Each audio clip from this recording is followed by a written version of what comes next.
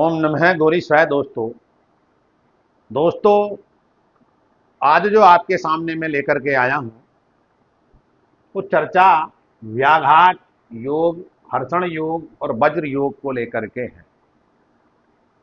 अब आपका अगर इन योगों में जन्म हो रखा है तो इनके फल क्या हुआ करते हैं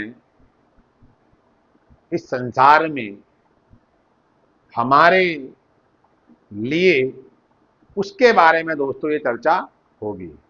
दोस्तों, इस धरती पर, इस धरा पर हर एक व्यक्ति अपने अपने कर्मों का फल भोगने के लिए आया हुआ है। इसे चाहे कर्म दंड कह लीजिएगा, चाहे कर्म फल कह लीजिए। कर्म का फल कभी भी जो है खाली नहीं जाता है। हो सकता है कभी देर, कभी जल्दी, क्योंकि भगवान के घर में देर तो हो सकती है लेकिन अंधेर नहीं है। और भगवान जो है ना दोस्तों, केवल केवल फील करने वाली बात हुआ करती हर इंसान के लिए। अगर आप फील करोगे, एहसास करोगे कि भगवान है, तो भगवान स्वाभाविक है। अब ये योग जो हैं, इनका कैसा फल रहने वाला है, अब इस बात पर चर्चा करेंगे दोस्तों। जैसे कि अगर आपको मेरा वीडियो आपको पसंद आता है तो दोस्तों इसको सब्सक्राइब, लाइक और शेयर जरूर करें मेरे दोस्तों में, रिश्तेदारों में।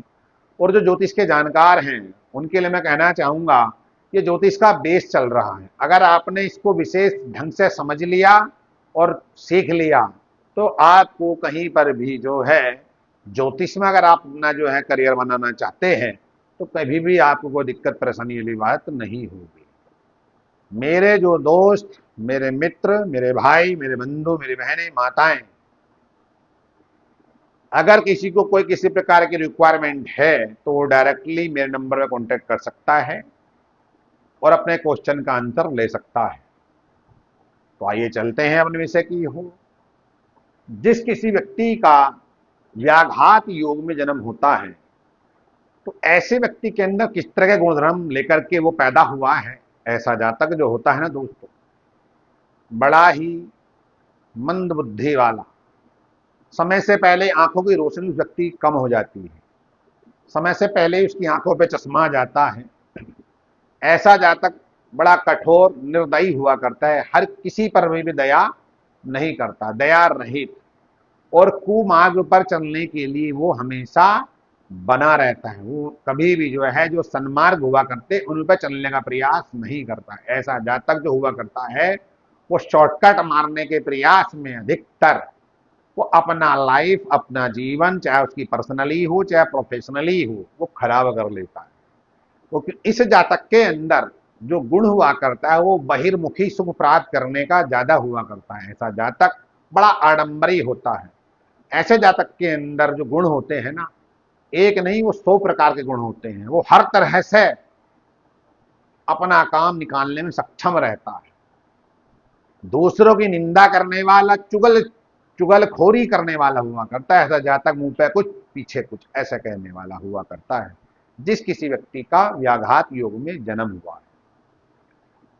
चलते हैं, दूसरा योग है हर्षण नामक योग। हर्षण का अर्थ ही ये है कि दोस्तों, अगर आपने इसमें जन्म लिया है तो आपने किसी उत्तम कुल में जन्म लिया है।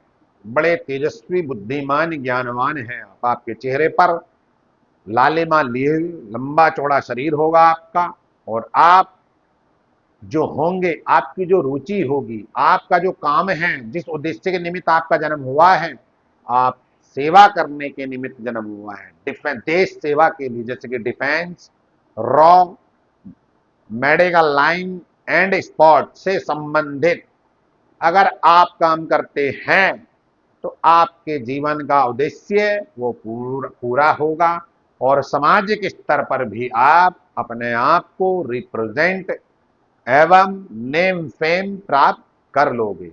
ऐसा इसलिए दोस्तों, इस व्यक्ति के पास जिसका हर्षण योग में जन्म होता है, लक्ष्मी की कभी कोई कमी नहीं रहती है। ऐसे जातक के साथ इतना जरूर होता है विश्वासघात, धोखाधड़ी, ये वो उसका शिकार हो जाता है, जिस कारण कहीं ना कहीं वो अपना आप ही मेंटली फ्रस्ट्रेशन एंड एंजाइटी, तनाव लेने लगता है, रातों को उसे नींद नहीं आ पाती है, वो इस तरह का जख्म दे देता है, कहते हैं ना हमराज, मतलब अपना ही जड़ काटने के, अपने के द्वारा जड़ काटे गए कारण ऐसा व्यक्ति दुखी आत्मिक रूप से और मानसिक रूप से हो जाता है।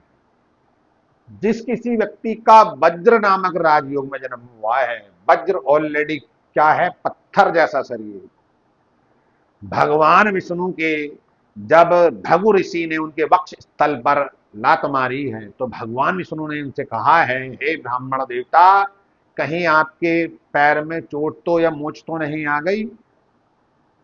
ऐसा इसलिए दोस्तों भगवान ने कहा कि हे ब्राह्मण देव, मेरा शरीर तो वज्र का है, इसी वजह से मैं आपसे इस बात को कह रहा हूं। तो भृगु ऋषि कहते हैं, हे प्रभु, आप ही त्रिगुणातीत है, मैं जिसकी खोज करने के लिए निकला था वो आपके अंदर गुण विराजमान है।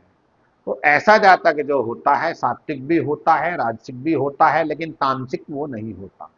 ऐसा जातक शुद्ध भोजन ग्रहण करने वाला, साफ सुथरे कपड़े पहनने वाला होता है। ऐसा जातक सबका प्रिय हुआ करता है। ऐसे जातक सबके सुख दुख में तन मन धन से साथ देने वाला। ऐसा जातक जो हुआ करता है दोस्तों, सामाजिक स्तर पे बड़ा अच्छा काम धाम व्यापार करके समाज अपना काम बढ़िया चला लेता, अपने जीवन को साकार कर लेता। ऐसे जातक के जीवन में जो रहते हैं ना दोस्तों, दुख भी अगर आएंगे तो वो हंस के ही अब उसके चेहरे पर जो दिखाई देगी, हंसी दिखाई देगी। मतलब ऐसा जातक जो हुआ करता बड़ा फ्रैंकली, खुले विचारों का, और व्यवहार उसका इतना मिलनसार हुआ करता है कि हर किसी को अपना बना लेने का उसके अंदर गुण विराजमान रहता है। दोस्तों, अगर आपको मेरा यह वीडियो पसंद आया है तो इसको सब्सक्राइब, लाइक और कमेंट जरूर करें और अपने दोस्तों में, अपने रिश्तेदारों में शेयर करें, क्योंकि ये जो चल रहा है सीरीज हमारी, ये तिथि से वार, वार से नक्षत्र, अब आ गए योग। इसके बाद जो अंतिम सीरीज होगी, सीरीज का पार्ट होगा करण, जिसमें 11 करण हुआ करते हैं, 7 चर हुआ करते हैं और 4 हुआ करते हैं स्थिर। उन पे हमारी लास्ट चर्चा होगी। अगर आप लोगों ने इसको समझ लिया तो आप ज्योतिष का प्रेडिक्शन बड़े आराम से, बड़ी सरलता से कर लोगे और अपने जीवन को सही रूप से सही दिशा में ले जाने का प्रयास करोगे। ओम नमः गौरी शिवाय।